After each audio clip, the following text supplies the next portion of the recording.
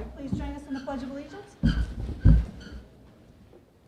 I pledge allegiance to the flag of the United States of America and to the republic for which it stands, one nation, under God, indivisible, with liberty and justice for all.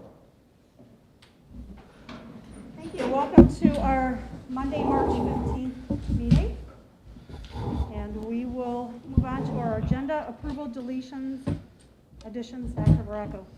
Thank you, Mrs. Seuss. We do have some revisions to the agenda for this evening.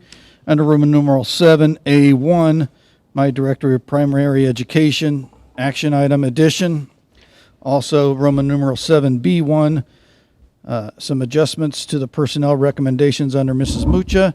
And then under 7D, some additional professional leave requests and field trip requests under Mrs. Castaneda's agenda. I'd like to make a motion that we accept Dr. Baracco's recommendations for adjustments. All right, we have a motion by Dr. Malkow. Do we have a second? Second. We have a second by Dr. Medlin. Any questions or comments? Hearing none, all in favor? Aye. Motion passes. Thank you. Mr. Marshall, is there any correspondence this evening? None, but I do have a short comment I'd like to make for the audience's benefit. We, as a board, are one member short, as everybody probably is aware of. We are still accepting indications or letters of intent from individuals that would like to be interviewed by the board. And I believe the cutoff date, correct me if I'm wrong, is this coming Thursday? Wednesday. Wednesday, the 17th. Oh, Wednesday, the 17th. 4 That p.m. would officially be the last day to turn in your response to 4 questions we have on our website. They're posted there, and we've collected a number of people at this time. We will be doing the interviewing at that time. I'm going to make a short comment about the interview process. There are rumors going out there in the community that you may or may not have heard indicating individual board members may have already made up their minds. That is absolutely untrue.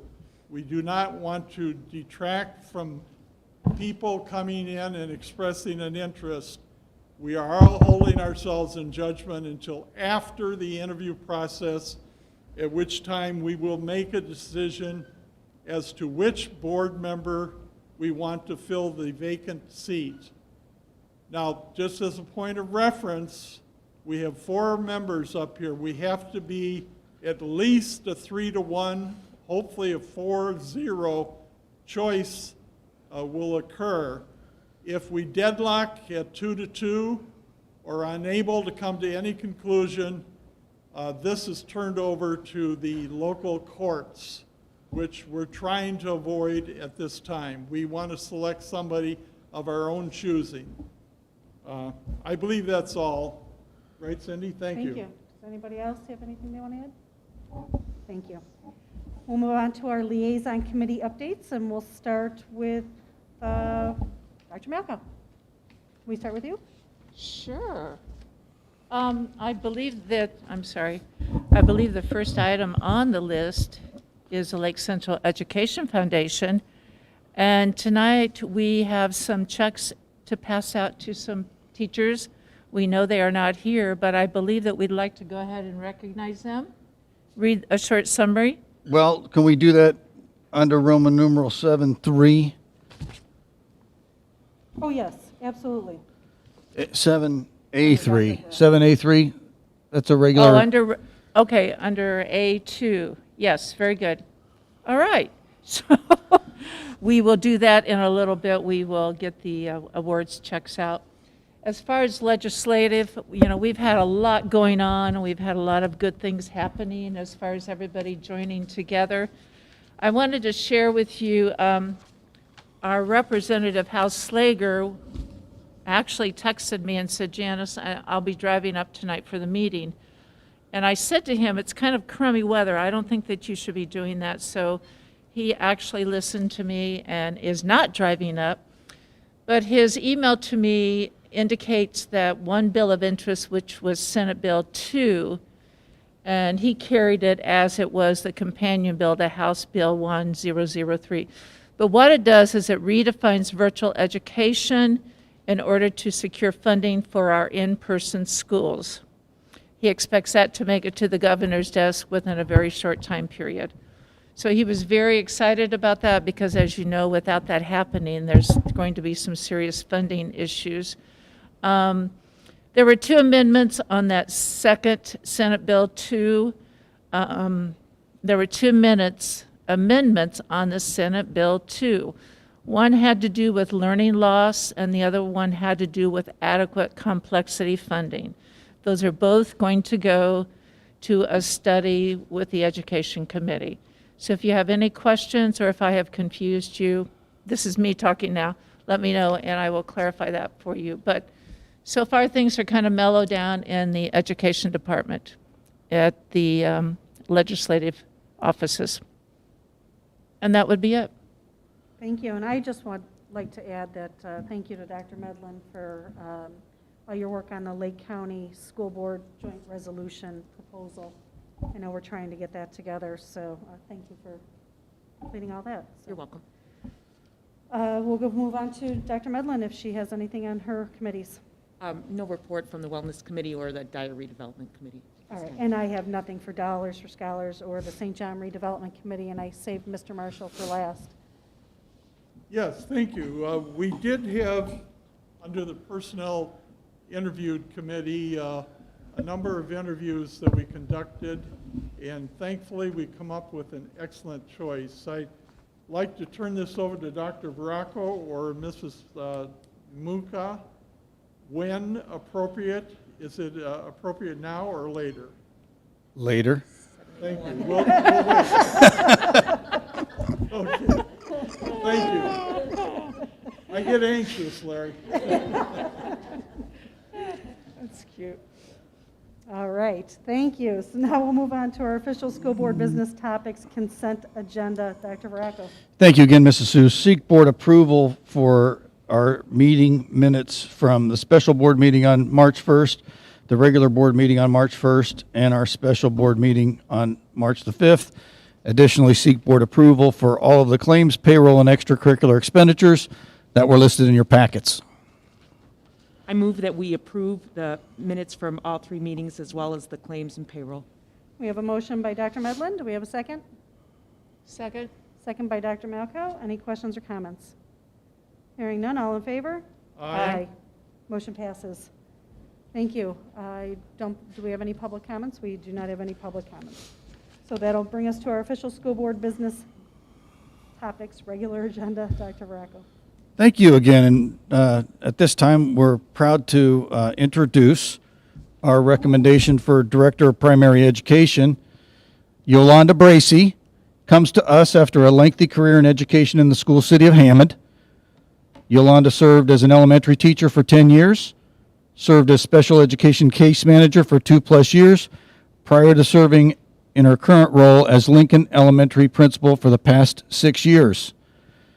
Mrs. Bracey is also nearing the completion of her dissertation as she completes her doctorate in curriculum and instruction. Interestingly, her data analysis will include school data from the state assessments this spring. She is a member of the Indiana Association of School Principals, is currently participating in the Indiana Principal Leadership Institute. Yolanda is a resident of Dyer. She is here this evening with her husband, Michael, and their 4 sons, Cameron, his wife, Crystal, as well as Christian, Carlin, and Caleb. Carlin and Caleb are currently Lake Central High School students. So before we do any more, I would like to ask the board to approve the hiring of Yolanda Bracey. On behalf of the Lake Central School Board, I'd like to make a recommendation that we accept the recommendation of our Personnel Committee to hire Yolanda Bracey as an administrator with the Lake Central School Corporation. I wholeheartedly second that motion. All right, any questions or comments? Hearing none, all in favor? Aye. Motion passes. Welcome.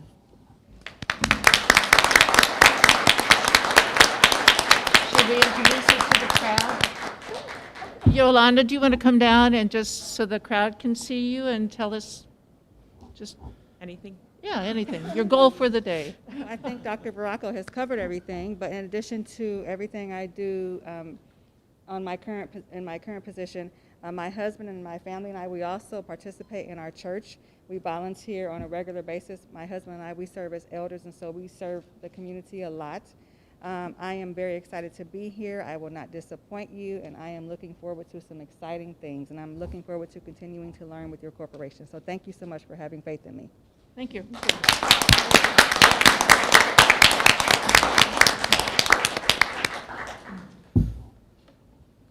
Okay, our next item is to ask the board, and it's the board's idea, so I hope they approve, to take action on the joint resolution. This is similar to the resolution we took on February 17th.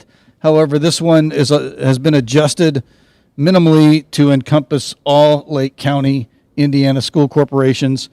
And this is primarily, again, to express to our elected officials that carving out such a large portion of the new money for private school vouchers is something we think they need to reconsider.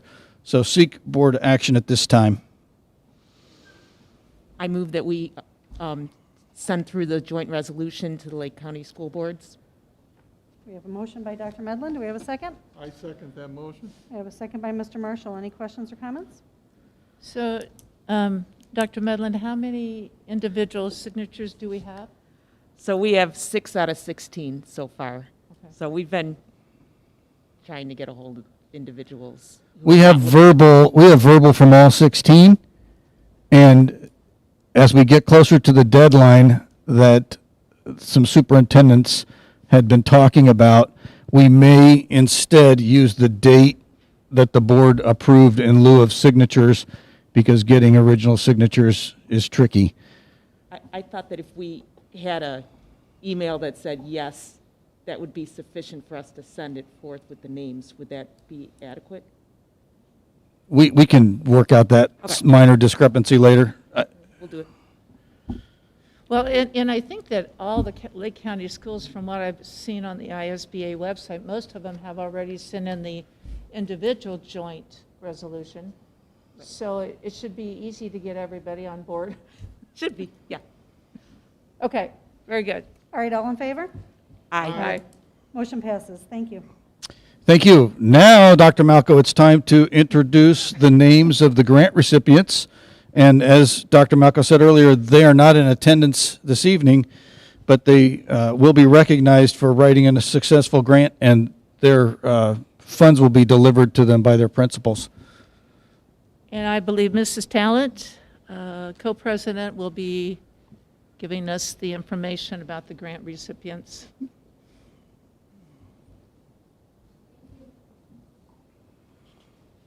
Thank you very much, School Board, for welcoming us every time we have a grant round. I get a chance to tell you about Grant Round 54. 7 grants were funded. The amount was $2,024.24, and the cumulative grants funded so far are 604. So Lake Central Education Foundation still works hard at that. And the cumulative amount is $303,101.33. So we're very happy to be able to add to this number this evening. That's a lot of work and a lot of years. Thank you. Our first grant recipient, and like Dr. Malco indicated, those grants will be given to the teachers this week. We had an opportunity to go to Bibbich today, and we will be going to Pfeiffer and also to Clark tomorrow. And the reason being, just because of COVID, usually we have the teachers come here, and we have an opportunity to work with them and recognize them here. But this time around, we're doing it this way. And thank you, Mrs. Logan, very much for being so cooperative, and it was great to see everybody today. Our first grant recipient is Ashley Kostelink, and she works between Pfeiffer and Watson. The title of the grant was Elementary Resistance Band Workout. So she's being creative, thinking out of the box. Her grant was $274.12. The statement about her grant indicates creating confidence through an elementary resistance band workout, emphasizing improvement of muscular strength and endurance while learning to control the weight of the body with proper technique and also making resistance training fun. Our second grant goes to Mr. Paul Hickey. He is from Pfeiffer, and he is augmenting a drum unit, $275.89. The second grade students and third grade students at Pfeiffer Elementary School will be able fully to realize I learned drum skills by applying an authentic snare drum at the end of each music lesson. This is really great because it builds right into our high school band program, and the children are starting young. Our third grant goes to Kelly Rardon from Bibbich, and the librarian has paper circuits for STEAM, S-T-A-M, in the amount of $299. Paper circuits will enhance outside of the box thinking at the Bibbich Library. The fourth grant goes to Allison Gherkin, once again at Pfeiffer Literary Workshop, and the amount of that is $284.03. The Literary Workshop is designed to actively engage second grade students and promote independent readers and writers. Write down what we would like to see. Number 4 goes to Miss Allison Gherkin from Pfeiffer. And, I just said that, I'm sorry. 5, Tracy Chandler from Clark, Positive Movement Pathways, $297.74. Positive Movement Pathways, created by Clark Middle School, is able to help students learn self-regulation. The 6th grant goes to Lori Rosen from Clark, Engaging Reluctant Male Readers for $300, right on the money, without a crutch of a cover by which to judge the interest level of a book. Students can discover many great titles they can complete and enjoy. And she's really focusing in on the male readers, which is really a good thing. We also have Tracy Kepsko from Watson, and Tracy, if I mispronounced your name, my apology. Laugh Out Loud Learners, $293.46. And the goal of this is to laugh out loud, is for all students in the second grade classroom to be exposed to and read the comedy genre of differentiated reading levels and to become silly scholars, with reading strategies used to navigate through their humorous fiction books. Our total then is $2,024.24, and all of this work is because of the dedicated teachers, but also I would like to introduce our board members that have come out tonight also, and our grant chairman, Melody Wolf. So Melody, if you would stand up right there. Melody Wolf. We also have Danielle. Danielle, help me with your last name. Sparabolo. There we go. And we also have Mr. Mike Seljan and his family. Thank you very much for coming.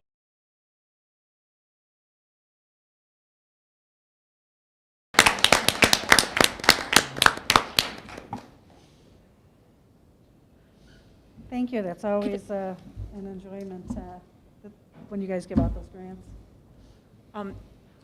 One of the things I think about with respect to these grants is it would really be excellent if Lake Central had a best practices website where we could document these types of best practices in the classroom as well as other types of best practices.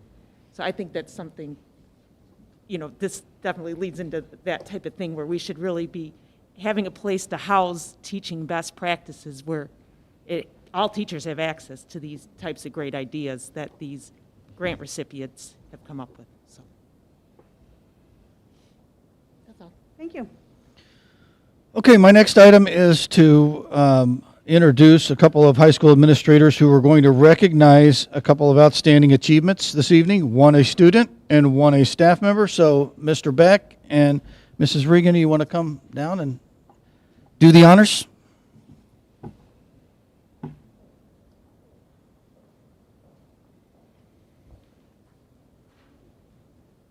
All right, members of the board, with great pleasure, I would like to call up Kendall Jackson.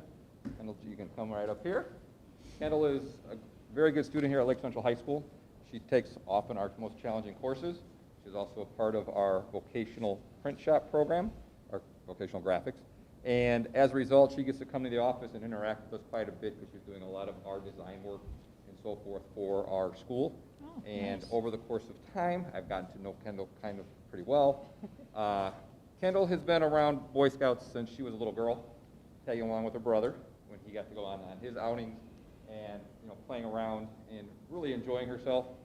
And in 2019, the Boy Scouts of America allowed females to participate in the Scout organization.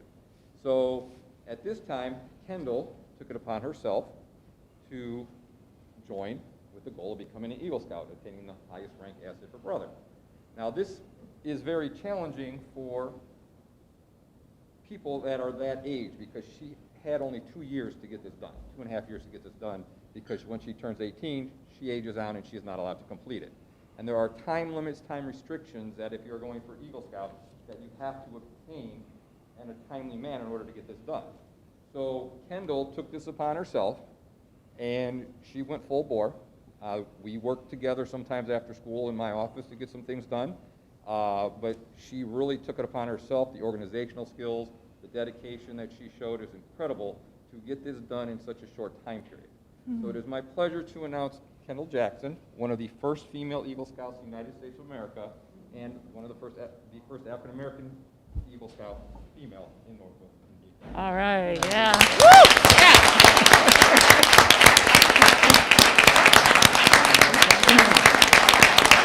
Nice job.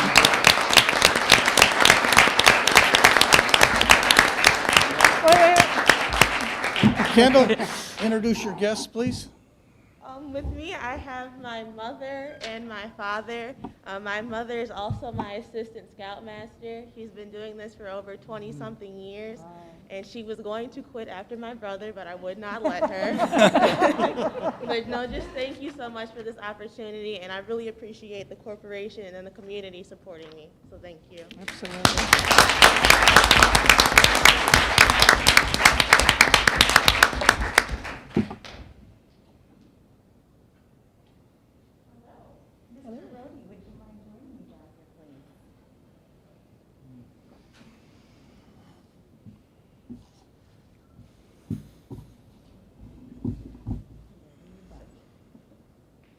Good evening.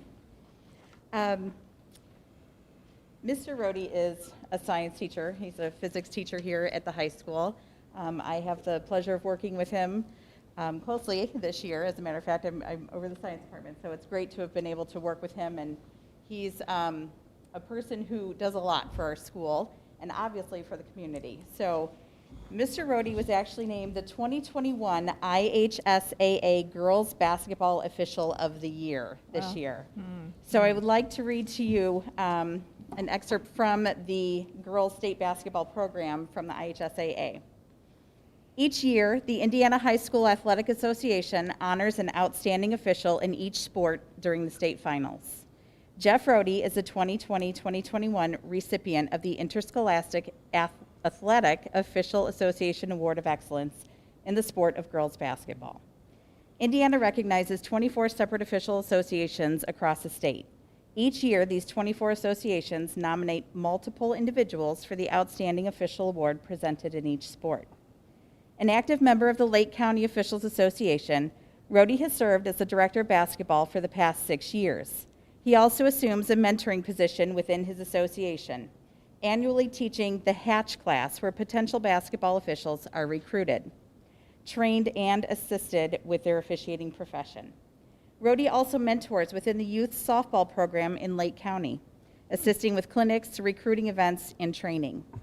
Licensed for the past 31 years, he has officiated 20 basketball sectionals, 13 regionals, 7 semi-states, and 4 state finals, Wow. including his last appearance in 2019. Cool. In addition to Rohde's work as a basketball official and youth softball umpire mentor, he is also a licensed track and field and cross-country official for the IHSAA. Off the court, Rohde is an educator by passion and degree. teaching biology and physics at Lake Central High School. Extending his classroom beyond 3 p.m., he is also the Lake Central track and field and cross-country head coach. Through his leadership, support of the unified programming at Lake Central is an annual effort from all student athletes involved with the track and field programs. Rhodey is a graduate of Portage High School and earned his bachelor's and master's degrees in secondary education from Ball State University. He and his wife, Sonia, have 2 children, AJ and Samantha. So, Mr. Rhodey, this is for you, and we congratulate you.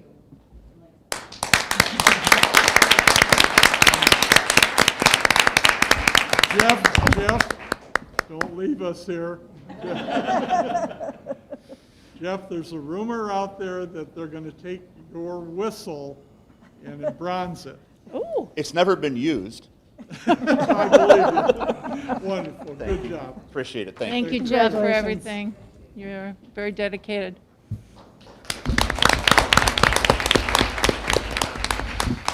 Okay, this is the time in our evening where our guests, if they have homework or other things they need to get to, it's considered acceptable to depart if you need to. And otherwise, we will continue with our business meeting of the board. And obviously, you're welcome to stay to it if you want. But we take a short break here and let people head out.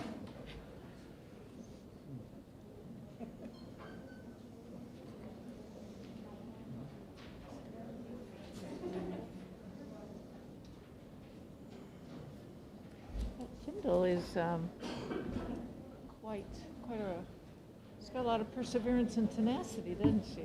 Yes. Yeah. Wow. Quite an accomplishment. I don't think they mentioned her. Dr. Baracco, do you know what her Eagle project was, by chance? I should have asked. Yeah, I did talk to her in the print shop one day. yeah, I was just curious if you knew. I know, lots going on. My final item this evening is to seek board approval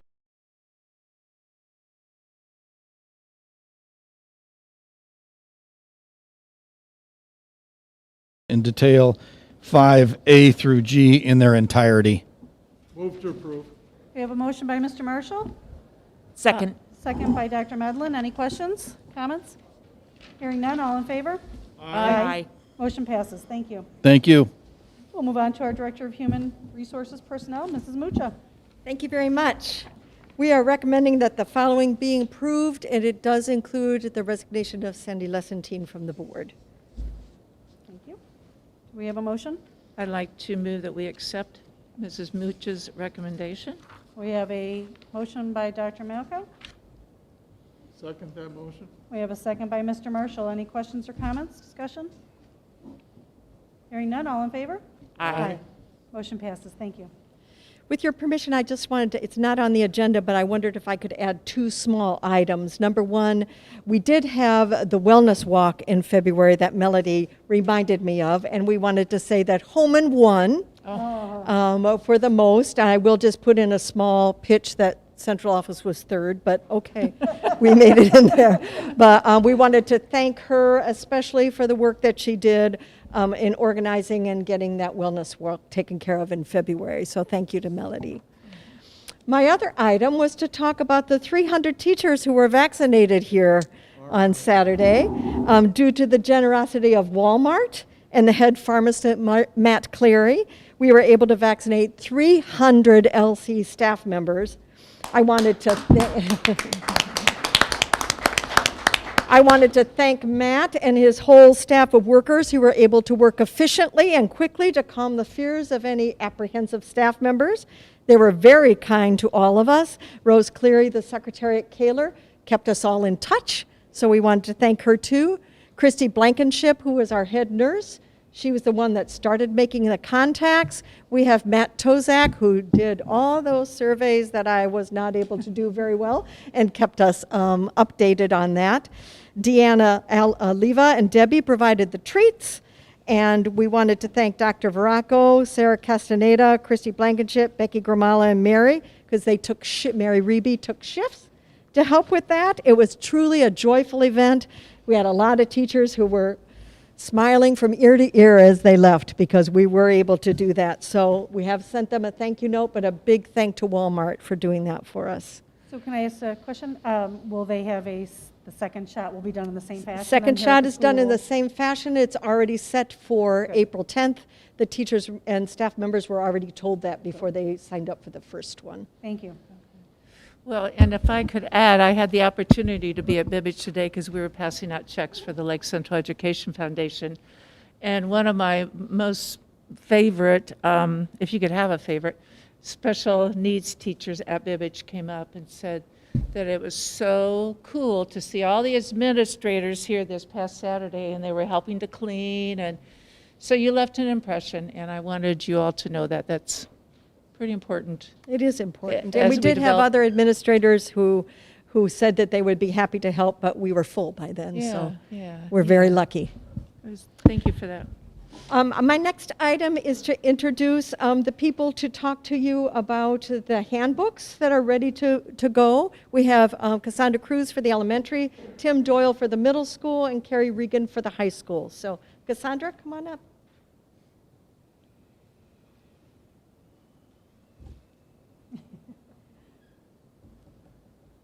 Good evening. Hi. I think I heard Doug making noise back there. And I do want to say Coling was second.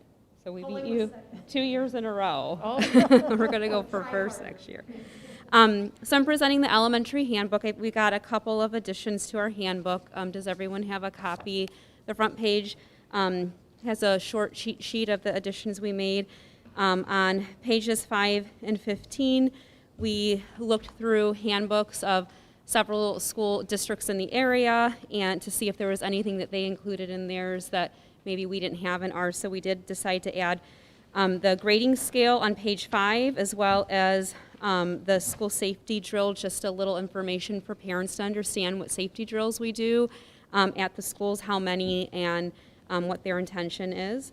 And then the middle 3 on the cheat sheet, the taking care of your laptop, information about the school resource officers and the e-learning procedures for inclement weather days is information that Terry Mucha also asked us to make sure that we included across the board throughout the district, so the elementary handbook has that in there as well.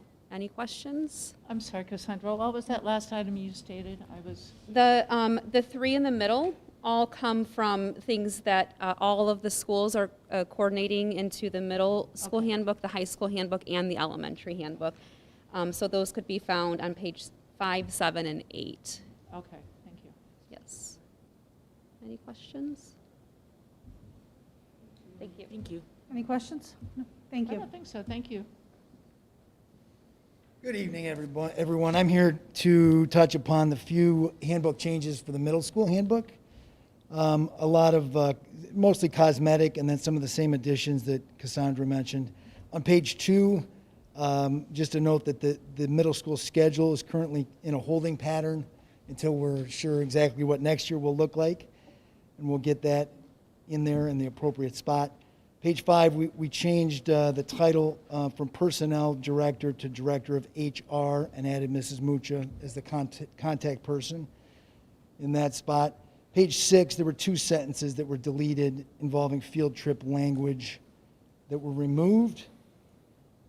Page 7, another cosmetic change, just a change in a couple spots from guidance to counselor, where that applied on page 7. And then, I think this was mentioned already from the elementary, we added language for caring for the student Chromebooks. We also added the language regarding SROs in the schools.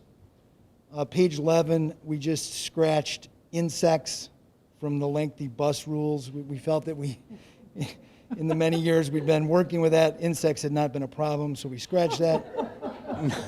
Now watch, tomorrow somebody will have an ant farm for sure. We also removed skateboards from prohibited objects. Just, I think, with many middle schoolers at all 3 schools, some students use it as a mode of transportation, and none of us have had it become problematic. So we scratched that, and then on page 25, we added the information about e-learning days due to weather or school closing. And then just a small addition, one of the last pages, page 32, where students have a spot to record information. We just added a spot for gym locker combo, because that's something they often forget. Any questions about any of those changes? Well, I noticed that all of the handbooks had the character traits in there that are done consistently throughout the corporation. Correct. Am I correct on that? Okay. All right. I didn't compare them, I just assumed they were. I know for sure they're certainly the same at the middle schools. I couldn't tell you offhand what the elementary and high school looks like. I think the elementary and the middle school look to be similar, and the high school is a different format, so I'm not sure. Plus, we have all sorts of problems for some reason when this gets sent to us through the, what did you say? In terms of the format? Yeah, the formatting, yeah. I don't know whether what it looked like to other people, but it is formatted nicely. It does look nice in the finished product. Yeah.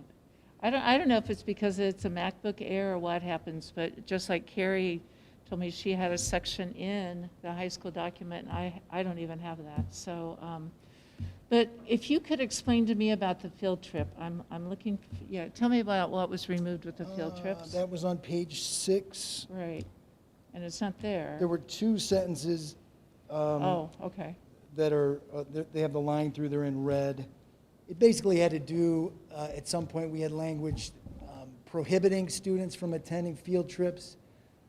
But I believe the feeling is if it's a field trip, it should be academic focused. And with that academic focus, we don't want to exclude students. Right. So we scratched that. We scratched the part about excluding or prohibiting students from attending. Yeah. Okay, thank you. Sure. Thank you. Thank you. Thank you.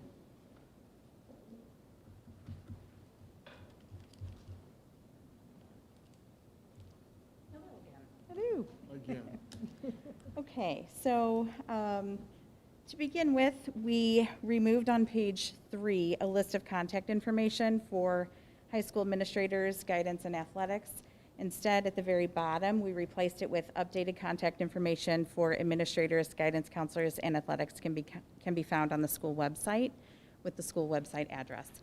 We just figured it's easier that way. It's more updated if anybody needs that information to find us.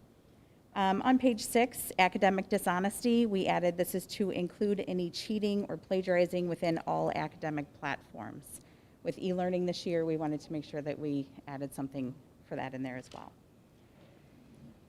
On page 9, number 17, e-learning, again, to kind of go along with page 6, we added all rules and expectations that are in place for in-person learning also apply to any e-learning days. Page 10, number 23, fighting, added any student with a repeat offense in school may be subject to a 10-day suspension with a request for expulsion. Page 12, gang, cult, occult, and we added extremist group activity in that same section and to the description where applicable. Page 21, school closing, we added the actual schedule adjustment, so it was easier. There seemed to be some confusion to parents and students when we had that snow day as far as if it was going to be a blue day or a white day afterwards. So we tried to put it in there and clarify for students and parents. Page 22, e-learning procedures for inclement weather days. That, along with the SRO and laptop care, was all information asked to be added from Ms. Mucha. Page 29, disabilities in section 504, we added Rebecca Gramala's name and contact information in there. Page 41, Lake Central High School athletic and extracurricular activities, we added color guard and robotics in the extracurricular, and we again removed the list of contact information for the athletic department, but we did keep the website information there, so they can always go online and look. And then page 42, Lake Central Title IX policy, we added Terry Mucha's name and contact information as well. Do you have any questions for me? The only thing that I struggled with personally, I don't think anyone else did, the definition of an extremist group.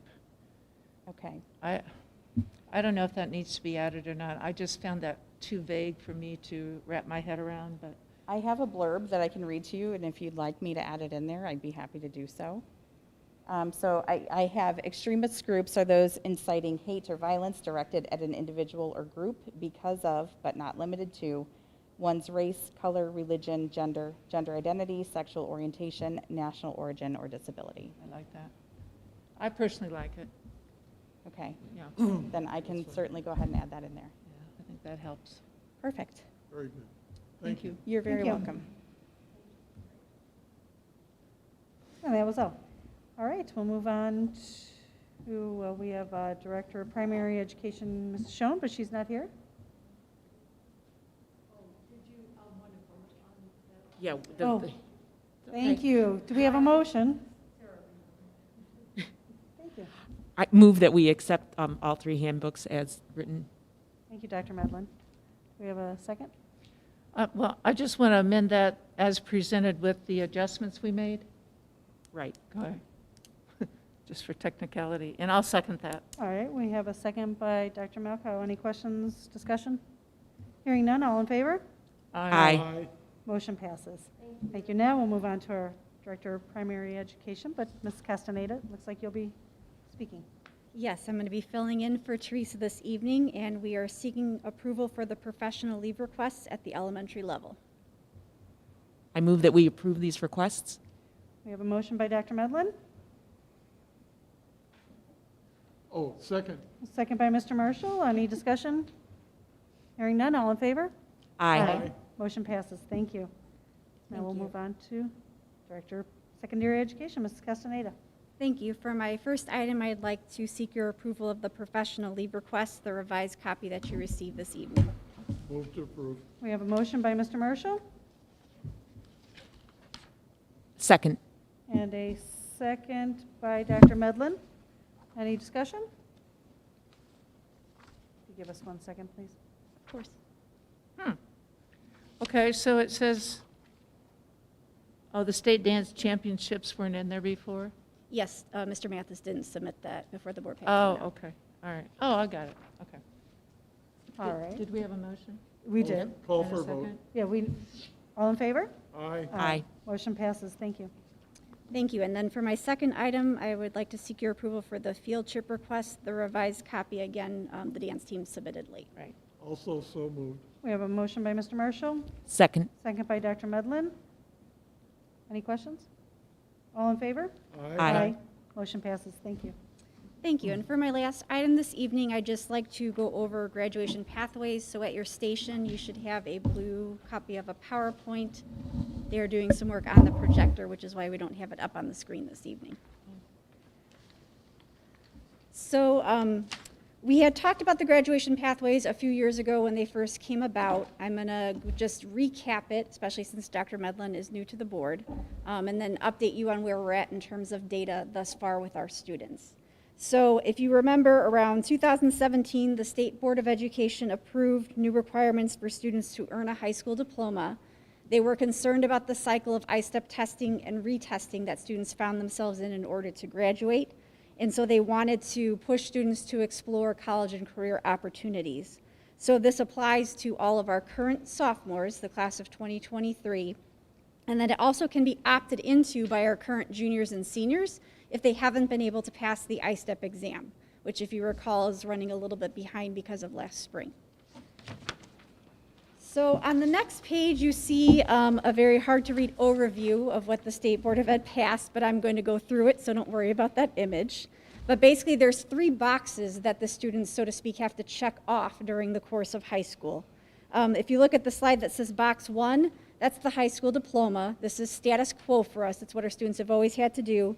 They have to earn a minimum amount of credits, and they can do that either with the general diploma, the Core 40, the Core 40 academic honors, and the Core 40 technical honors. If you flip to the next page, there is an image of the different Core 40 requirements for each of those diplomas listed. So again, that's something we were very used to before they put graduation pathways into play. If you look at the slide that says box 2, learn and demonstrate employability skills, this is the second box that students have to check off. They can meet that requirement in one of 3 ways. One is called project-based learning. So currently at Lake Central High School, we have 45 classes that are deemed project-based. And if the student can take and pass that course, then that can be one way they can check off box 2. The second way is through work-based learning. So students can submit an employment verification form if they are a working high school student who has a part-time job. There are 8 courses at Lake Central High School and 14 courses at the Hammond Area Career Center that actually are also considered work-based learning. So that's another way they can check off this box. And then we also have students who earn the Governor's Work Ethics Certificate, or they could also complete an internship. If you flip to the next page, the last option for box 2 is service-based learning. If students want to use this to check off the box, they have to complete a season of a sport, a co-curricular, an extracurricular, or an intramural. So lots of options there for students, whether they're into athletics, music, you name it. There's a lot of different opportunities here at Lake Central for them to mark that service-based learning opportunity. They can also serve as one of our peer mentors, peer tutors, or our freshman mentors that we have going into the freshman PTE classes. Traditional community service would count as long as it's not a one and done. You can't rake Aunt Susie's lawn for 4 hours one Sunday and count that. It has to be something you're more committed to. And then outside activities such as being an Eagle Scout, which we saw this evening, or a big brother or a big sister. We have found that our students have very little problem checking off box 2, which is wonderful. Between all the opportunities we have here and that are available in the community, that hasn't been much of a struggle for the students who have pursued graduation pathways. So Sarah, would something like 4-H count on that last one? It would. It would? Yes. Okay. Church activities count? It would depend on the nature of it and how often. Okay. And could I have you flip back just to the first page of box 2? Sure. 45 courses at Lake Central High School use project-based learning. How many do the students have to take and pass? Just one. Oh, just one? Just one project-based learning course. Okay. So lots of different options for them there as well. Okay. Thank Sarah, you. 2 quick things. One, do they need project-based, service-based, and work-based? Nope, just one of the 3. Just one of those, okay. Would something like junior achievement, do you know anything about junior achievement's an international program that? I had experience with junior achievement when I worked in Munster. So that's my familiarity. We used to bring them in to do career days with our middle school students. Okay, because another way they do junior achievement is they have high school students go into the grammar schools and teach like a 3-hour business lesson, and they're all age appropriate with activities, and it's like a really super duper program. So I don't know, that's what I saw. That was something to think about. We definitely are looking for any way that we can allow students to check off that box. So that's something that we can take a look at. It's super dynamic, really good. I know when I was in Munster at the middle school, we had a great experience with it. And then box 3 is the one that still is going to give us some headaches, and I did speak about this when I first presented graduation pathways when it first came about. So post-secondary readiness competencies. This is where we get more into possible tests as a way to check off box 3, and any one of these, just to clarify, that's listed is a way that they can check off box 3. So they can earn the academic honors or technical honors diploma. So if our students can meet the rigor of those 2 diplomas, either one, then they can use that to also check off box 3, which is nice. They have to meet the college readiness benchmarks on ACT, which I have listed there. They can super score, which means if they take the test once and pass language arts, take the test again and pass math, they can put those 2 together. Oh. Same thing with the SAT, meeting the college readiness benchmarks in both language arts and math. You cannot combine ACT and SAT though. So if you got a passing in math on ACT, but you got a passing in language arts and SAT, you can't put those 2 together. Or earning a minimum 31 on the ASVAB test. That's the score that's used for recruitment by the Army and the Marines. On the next page are the other post-secondary readiness options. They can be a career and technical education concentrator. There's kind of one set of characteristics for our students who are currently juniors and seniors, and then there's a new set of characteristics for the class of 2023. But essentially, they have to take a certain number of courses at a slightly more advanced level, not just the beginner course, to become considered a concentrator. Also completing at least 3 AP or dual credit classes, and they have to earn at least a C average in those courses, which also applies to the CTE courses that I mentioned in the previous bullet point. There's state or industry certification, federally recognized apprenticeships. We typically don't have a lot of students pursuing those. And then locally created pathway, there's only 3 approved at the state at this time. You can see them listed there. Actually, Mr. Beck is currently working on a proposal that falls in with the civic arts one. He's been working with Valparaiso University and the South Shore Arts Group in order to put together a proposal similar to the one that's already been approved. So we're working with our community partners to give yet another option to our kids. And so what we're doing is tracking in Skyward all of this information using our guidance counselors and our administrators. And then we also have checklists that are kept in every student's file about which of these boxes they have checked off and in which way they've checked it off. So it's definitely a little bit complicated and definitely time consuming. If you flip to the last page, there is some data where we're at thus far. I want you to keep in mind this is reflective of a lot of our current juniors and seniors and some of our graduates from the previous school year. This is not where everybody's in. Everybody is in at the sophomore level, and we haven't quite seen that group play out yet, okay? So the students that have utilized graduation pathways thus far to graduate were 13 students in the 2018 cohort, 154 students in the 2019 cohort, and then 200 students last year in the 2020 cohort.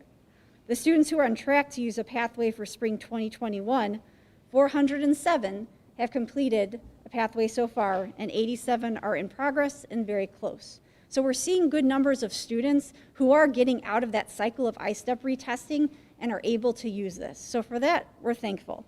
With the ASVAB test, which we've been able to administer a few times each school year, 1,097 students took the ASVAB, for example, since 2019, and 56% of those students scored a 31 or better. So we have a lot of our students who may not have success on SAT and ACT, but they are having success with the ASVAB. That last bullet point says students meeting the benchmark standards on the SAT since 2019. They've had a total of 13 students check off the box using SAT.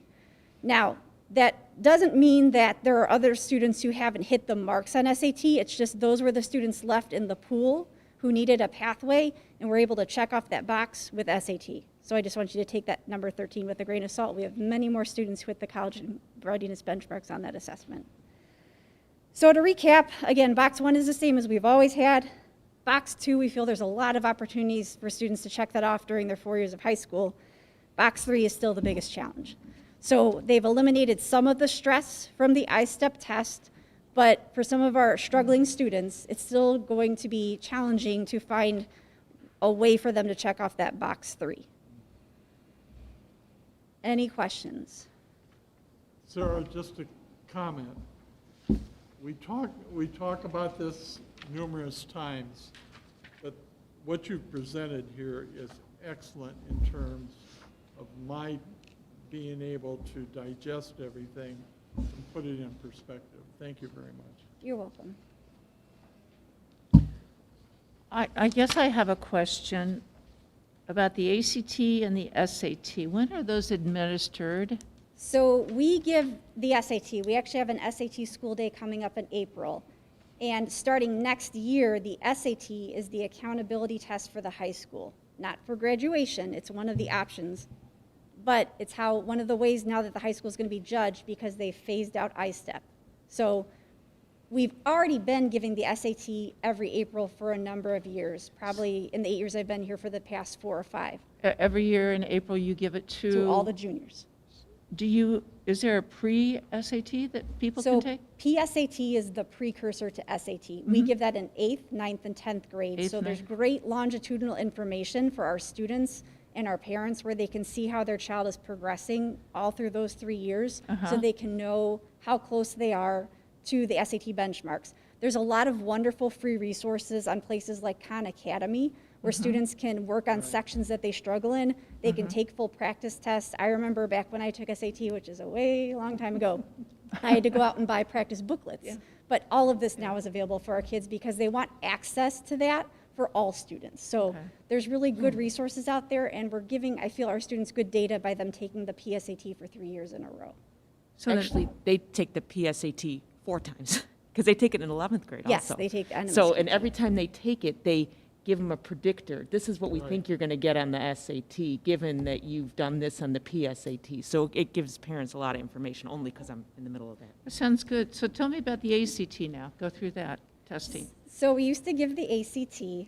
It is more math-based. More what? Math-based. Math? Yes.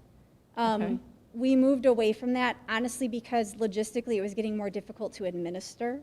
Also, it seemed like the state was giving signs that they were putting more focus on the PSAT and SAT. And so we wanted to move in line with the state of Indiana. There are other states that still use the ACT, and our students are more than welcome to take the ACT. Okay. But it's not anything that we provide here at Lake Central or require. I see. Okay, so even though the state has it listed here, it's not something that we necessarily would be able to provide for our students. No, we don't have like an ACT school day. However, there are some students, depending on the colleges they're applying to, some colleges prefer to look at the ACT. And so our students go out on their own, and we do get that data from ACT, so that way we have record of it for things like graduation pathways. Well, can you tell me your professional, I should say, why SAT over ACT, or why the vice versa? What did they find differently? I think with SAT that there's a bit more of a focus or a balance with the language arts, Okay. whereas again, the ACT is more heavily focused on math. If you have a student who maybe isn't as strong in math, then the SAT will give them more opportunity to have a higher score because see. you have that language arts section. I see, Just my personal opinion. I see. Okay. Sarah, in the past, correct me if I'm wrong or not, PSAT was also given to seventh graders. Was that a voluntary thing? We piloted it for 1 year. We had a pilot program, okay. Yes, it really seemed a bit too much for seventh graders. So we decided to discontinue it and just stick with the eighth grade. So it's no longer, if someone were to elect to want to take it, do we keep them out? It's nothing that we offer here.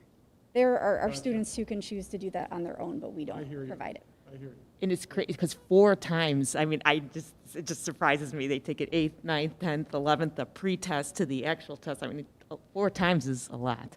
Yes, it is. Yes, it So, is. and a lot of the college, I don't know, I can't speak for, but if a lot of college-bound kids, they just take the ACT somewhere else, and then they have them both, and whichever one they score better on, Yes. you know, they kind of roll with that. Correct. So you would have to go elsewhere to take the ACT then? Right, and so you do that.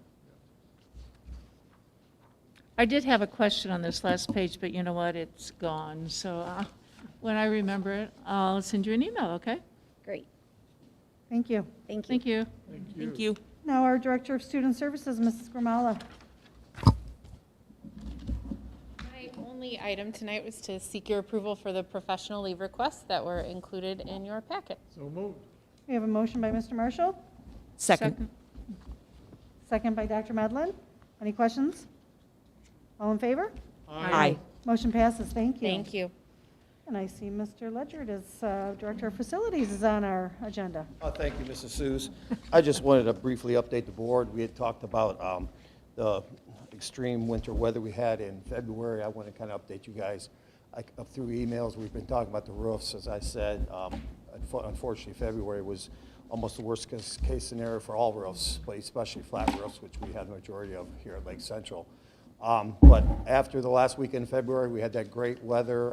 All our roof drains thawed out, and most of the snow left the roof. So we got up and started inspecting the roofs the week of March 1st. We went through every roof. Corellis and Gluth were fantastic. You know, they were getting calls from everybody, including homeowners, but they made time for Lake Central, and we inspected everything. And we actually came out pretty good, all considering the crazy weather we had.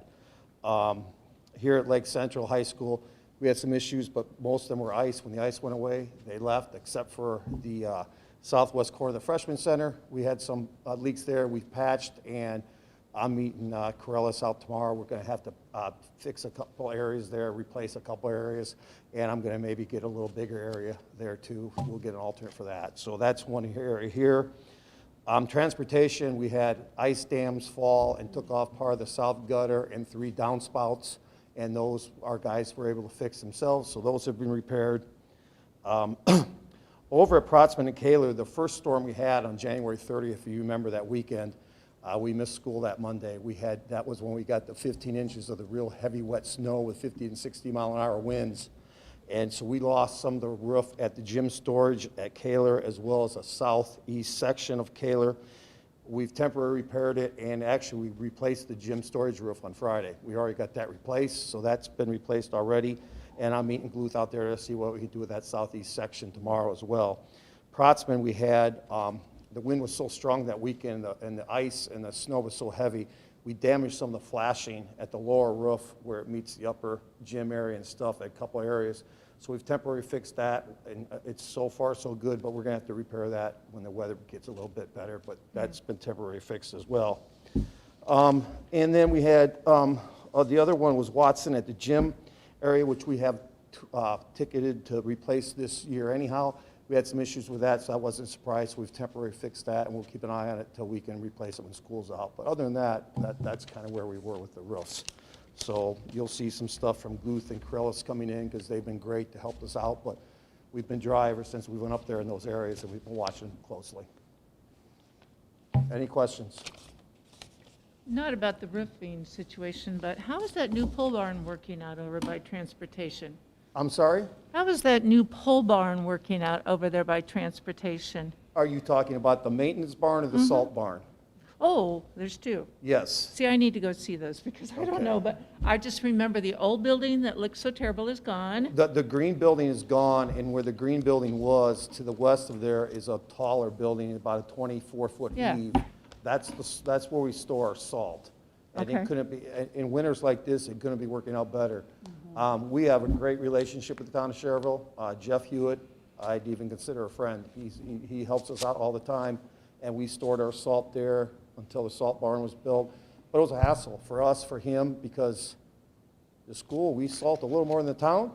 So I'd have to wake somebody up at 3 a.m. and they'd have to come open the gate and we'd have to get our trucks loaded. So now we control our own destiny with our salt. So it works out fantastic. So we can store anywhere from 150 to 200 ton in there because we're limited because of the equipment we have, the payloader, the little tractor that we load trucks with. It only has about a 10-foot height on its boom, so we're limited how high we can stack it, but we still get almost 200 ton in there. So it works out fantastic. And then there's behind where the green building was, that's where we have the new maintenance building. That's the new green building.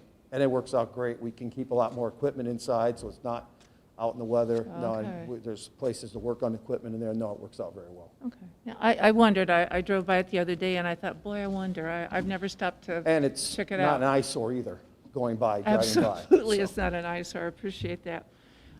Also, I wanted to make everybody aware about something really cool that Mr. Ledger did. You know, as you know, the importance of veterans, and Lake Central really embraces veterans and all that they serve for. And for years, we have been missing the POW MIA flags on all of our buildings. And those are very important to veterans. It's very important for them to see those POW and MIA flags. Well, I happened to make a comment that night about seeing it at Bibbage and complimenting Bibbage and their custodial staff. And Mr. Ledger took that and went on his own and has POW MIA flags at all the buildings now. With the exception of Coling, because they're flying Well, the blue ribbon flag. Yeah, Colleen's serving has her blue ribbon flag. But I think on behalf of all the veterans that we know and on behalf of all of us up here, we thank you for that, Bill. That was a wonderful gesture. You're welcome. Thank you. Thank you. Thank you. Thank you. Now we'll move on to our Director of Business Services, Mr. James. Good evening. My first item is to seek your approval for the donations that were in your board packet. Move to approve. We have a motion by Mr. Marshall, Second. second by Dr. Medlin. Any questions, discussion? Actually, I have a brief comment.